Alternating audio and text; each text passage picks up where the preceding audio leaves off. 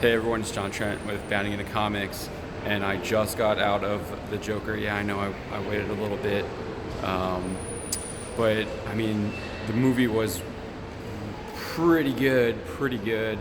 I don't know if you listened to our live stream when we were talking about our predictions with the trailer. I think my predictions were pretty true. That ending definitely leaves it open, but the film was just really, really good. It makes you really like kind of question what's going on.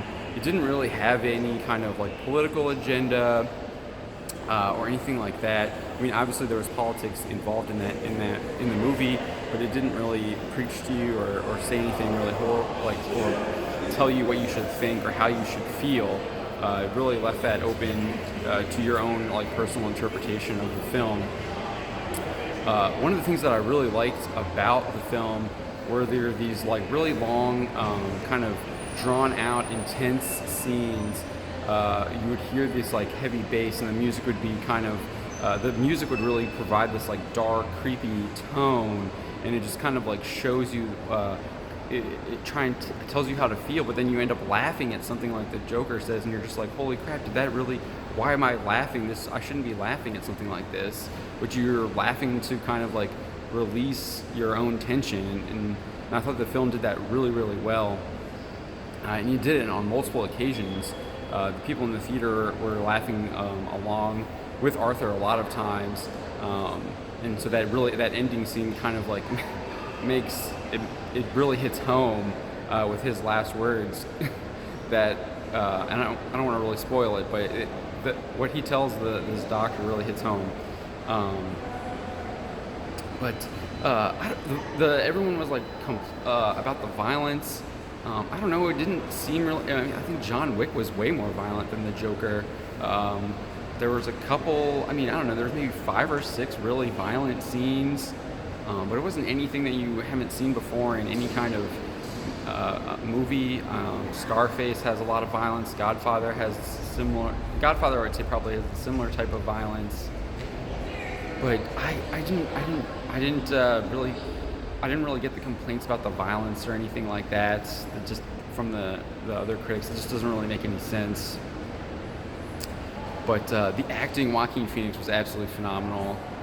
He's so good. Oh, and like the amount of weight that he lost for this, and like the way they filmed it, it kind of creeped you out. Like seeing how like skinny and emaciated he was, and it really kind of showed you how like down, beaten, and trodden he felt.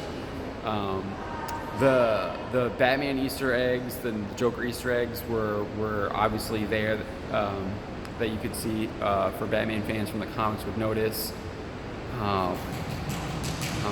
His dancing, like that's what I'm saying. One of those parts you would start laughing at his dancing after he committed a crime or committed a murder, and you would just start laughing at it.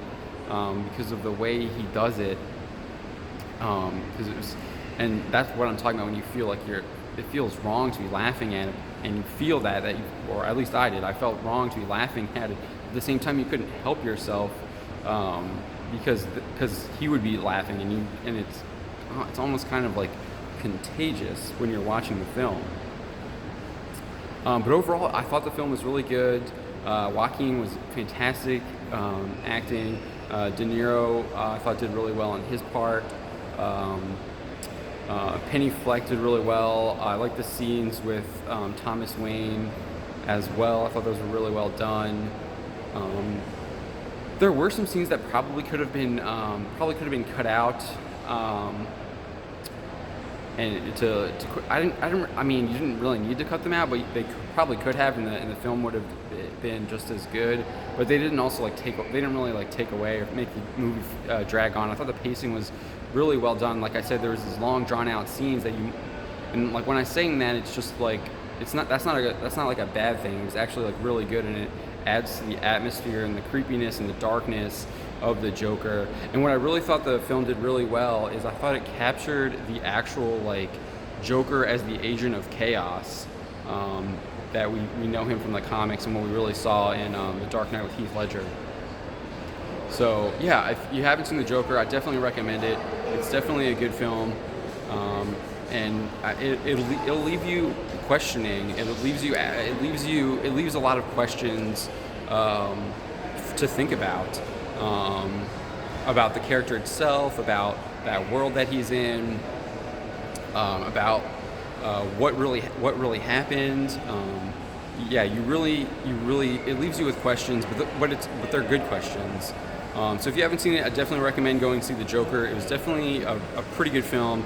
I don't think it was I will agree with JB Stoddard on the website. It wasn't the best film of the year. I think my favorite this year was Shazam, but The Joker was definitely like in the top 3 best films of the year that I've seen.